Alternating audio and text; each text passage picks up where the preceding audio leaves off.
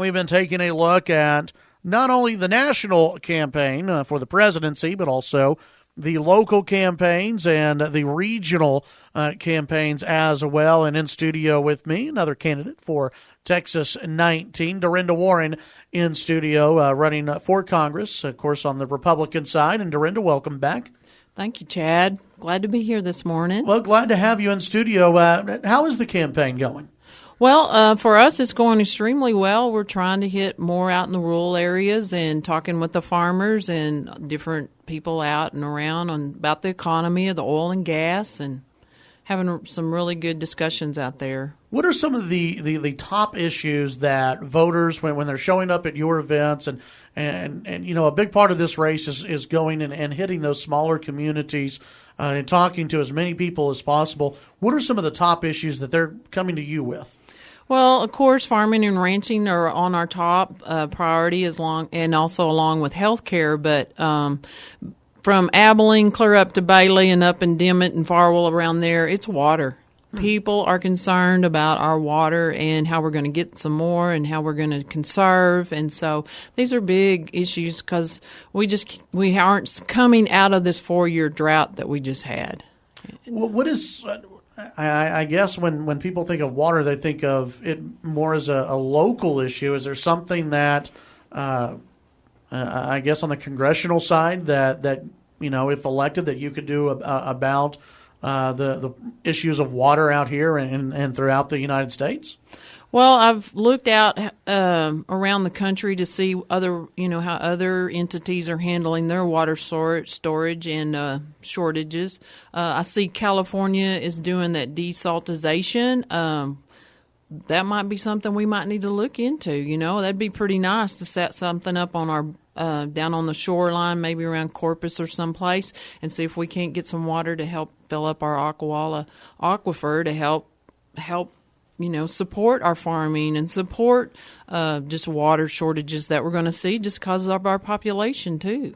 You know, one thing that I get from your campaign is that you like to focus a lot, not, of course, the ag issues, but also the health care yes. and the health industry because of your background. You like to focus on those. So let's talk a little bit about that. Okay. Because you hear from Republicans all the time, we need to get rid of Obamacare. Obamacare's been a disaster. And I think a lot of people out there would agree, at least those who are going to be voting in the primary, probably right. agree that Obamacare's a disaster. But when Republicans bring it up, they say we need to replace it with something. We need to do something as far as health care goes. If elected and the president were to come to you and say, hey, I know it's your first term, but congratulations, you're going to be on the team. Tag, you're it. Yeah, you're going to be working on this. What would be a plan that you think would be a good plan moving forward as far as tackling health care in the United States? I think, let's start with our veterans. Helping with them, I think we need to set up some clinics to help with their acute needs because I've talked with our veterans and I worked with the veterans. Those guys aren't being able to go see their doctor that day. If they're starting to get a head cold or an earache or sore throat, pneumonia, they can't go see a physician within a day or two. I feel like we need to help support any kind of efforts in that direction. Also, and continue, I mean, the money's there. Let's just allocate it correctly so we can help with acute needs and then go on to their long-term needs, follow up with their physicians every 6 months, for chronic care or, just their meds. Same way on the healthcare side in the private sector. I mean, it's about getting everybody that is involved in that those decisions, our physicians, our nurses, pharmacy, hospitals, our insurance people, and getting some good plans and get them set up. I mean, we need plans for young parents with children and young, Americans. We need middle age, and then we need our long term. It's tailoring those plans to fit those patients' needs. And like I've said, we need a clearinghouse, for a better word, to expedite our, if we have 50 contractors, we need to be able to disperse somebody that needs a chronic care patient. Those patients would be dispersed between the 50 contractors and not one contractor, overseeing the burden for those. It's a matter of everybody just sitting down and saying, hey, how can we make this work? Is there a way to make Obamacare work, or do we need to start over? And is it possible to start over? to repeal it will take an enormous amount of time. I have talked with Ted Cruz because I'm like, really? How long is it going to take? Do we have that much time? People are in need. People need health care. People need help right now. Can we tweak it right now and then see if we can come up with something else? But I feel like if we got in there and really made some great adjustments, I've talked to some other congressmen, some down in the Denton area who are physicians. I mean, I think we could make some huge, huge strides. Is there a way to get the government right now out of they're really in the healthcare business.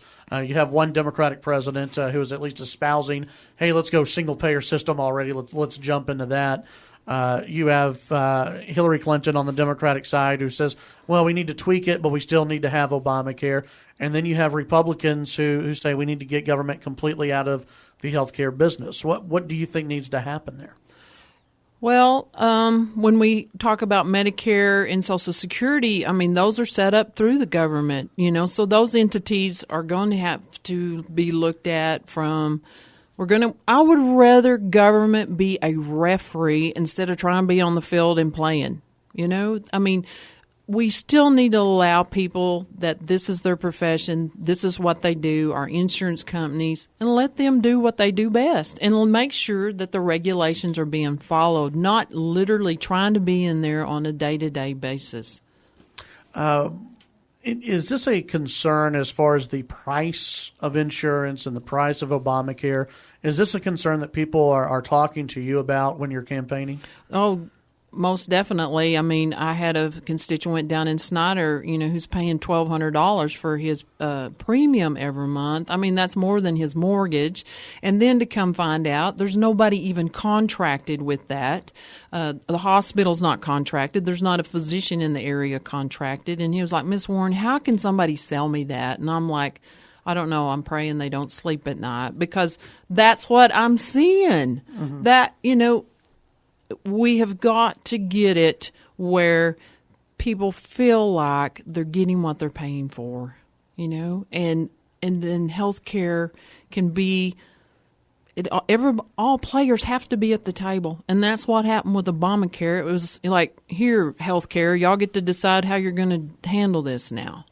Visiting with DeRenda Warren, candidate for Texas 19 for Congress. If when we come back, we will get into some other issues. If you have a question, feel free to email those to me, chad@kfyo.com. When we come back, a lot more domestic and international issues to talk about and how DeRenda Warren would handle those issues if elected to Congress. We'll be right back. In studio with me right now, DeRenda Warren, candidate for Congress, Texas 19. DeRenda, where can people find information about you? Well, they can go to my Facebook page, which is DeRenda, DeRenda, Warren, Warren, and www.DeRendaWarren.com is our main website. All right. Let's talk about one issue that came up during the Faith and Family Forum. It was a couple of weeks ago, and I thought it was a pretty interesting discussion on subsidies and where candidates fell in with subsidies. And out here in West Texas and for Texas 19, it's a pretty big issue for a lot of ag producers out there. You have some candidates who say absolutely for subsidies, love them, they're great. Others who say we need to wean ourselves off of them, and then others who say absolutely no more. We need to get rid of some of the spending out there. Where do you fall in as far as subsidies go, and where do you draw the line as to, I guess, which areas get subsidies? Well, our farmers are hardworking people, and our ranchers. I mean, I live and breathe farming and ranching. That's what we do as a family. And so I've seen how hard these people work. I mean, most of them aren't just the farmers. It's their wives and their families are right there working with them from can to cane. Until Brazil and China start subsidizing their commodities, we have no choice to help our farmers because the free market is not there. And talking with our farmers and our ranchers, all they want are fair prices for their, for their commodities that they're producing. I think one of my advantages is I am healthcare, and guess what? 75 to 80% of our Farm Bill is healthcare. Mm-hmm. It's the SNAP. No, I don't think we're going to, keep children from eating, but I know that funds are being misallocated on that side. I feel like there's some money in there that I can move within the same bill to help our farmers. I think that would be huge, because I know how it is. If I'm asking, hey, I need some insurance over here, I'd like to have this to help some farmers, they're going to go, oh, well, you're going to get that money, Miss Warren. And I'm going to say, well, guess what? I've audited this side of the bill, and I can see that I've got quite a bit of money that I can move in this over to this side to help with these hardworking farmers who are out there keeping us eating and doing what what they do. A question that has been brought up by some of my listeners when we talk about the Farm Bill, it's called the Farm Bill, but most of the Farm Bill involves food stamps and SNAP. Right. I mean, that's a majority of 70% of the Farm Bill, I believe, has nothing to do with farming. Right. Is it possible to separate those two, and would you like to see a separation of those two bills? Well, it was put together back in the 40s due to the Depression that we have. I think we talked about this last time. Really, that's my leverage to help my farmers.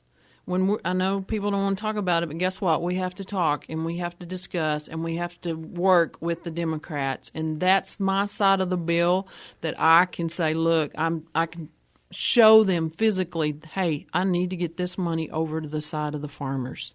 And I feel like that's my leverage. Otherwise, we're going to have to come up with the money from some other place.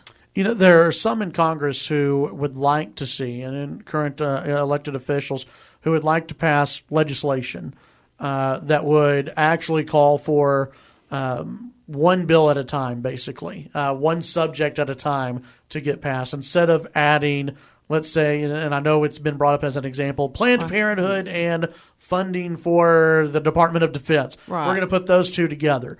A lot of folks are tired of those bills, because it does seem like now we have to vote for this one. Would you like to see, I guess, a piece of legislation passed by Congress that says we're done with that practice of lumping these issues together? Yes, I would. In fact, I've had several people go, I will only vote for you if you make sure you handle one item at a time. But, like you said, that's the way they've been doing it. Mm-hmm. And just because, I hear that in nursing all the time too. Well, that's the way we've always done it. Well, guess what? We've had to change a lot of things of how we do it, And so sometimes you just have to stand up and say, no, we're going to split this out, and we're going to look at one thing at the time. All of you who are running for Texas 19, obviously hoping to replace Congressman Nagelbauer, what are some things that you would maybe do differently than Randy Nagelbauer? Those, maybe things that you have heard from people, from voters out there, that they would like to see either, whether it be a new direction or whatever it may be. Right. How would you differ from him? I think the most important thing that I've heard is there was a lack of communication with our congressman. And so I know how important communication is. And so I would probably try to set up where I've got different people talking to the different entities. Like I'd make sure my hospitals are being handled by someone, my farmers and different sections. I want a one-way conversation with people. I want them to feel like I am accessible. I can talk to my congresswoman, and she's going to listen to what I'm saying. And I want them to feel like that I truly am up there to represent them. It's not about me. It's about this way of life that we have in District 19. International issues, one of the big ones right now, terrorism. There are some people who would like to see the current administration go after ISIS even more. What is something that, as far as Congress goes, what should Congress be doing to push the president to tackle international terrorism more than he is now, if you think that needs to happen? Well, I definitely think it needs to happen. I mean, my husband is a disabled veteran, and if you look back in history, America has been the one that stepped up and kind of set the playing level, and somebody has to do that. And sometimes we don't have to be the strong person going in, but we need to support the strong person. They need the support from us. It may be another entity that we need to make sure, like, Israel or somebody, they want to take the front stance. Well, guess what? We need to back them up.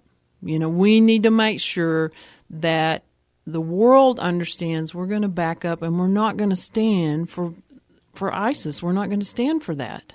A lot of folks that I hear from are looking for big-time leadership, right? Out of our next elected official, out of our next congressperson. You have folks in this race who are touting their leadership credentials. Obviously, you have one who was a mayor, one in the Air Force. You have those who have been in business. What are the leadership credentials that you have that you think you bring to the table over maybe everyone else in this race? Well, first, I'm not a long-term politician, and my assets that I bring are that I am a problem solver. If I see a problem, I'm going to bring a solution. Say our border. I see that our border needs support. It needs some money. It needs some manpower. And so I looked and I'm like, you know what? The gross national product of old Mexico is 20% of money that we send to them.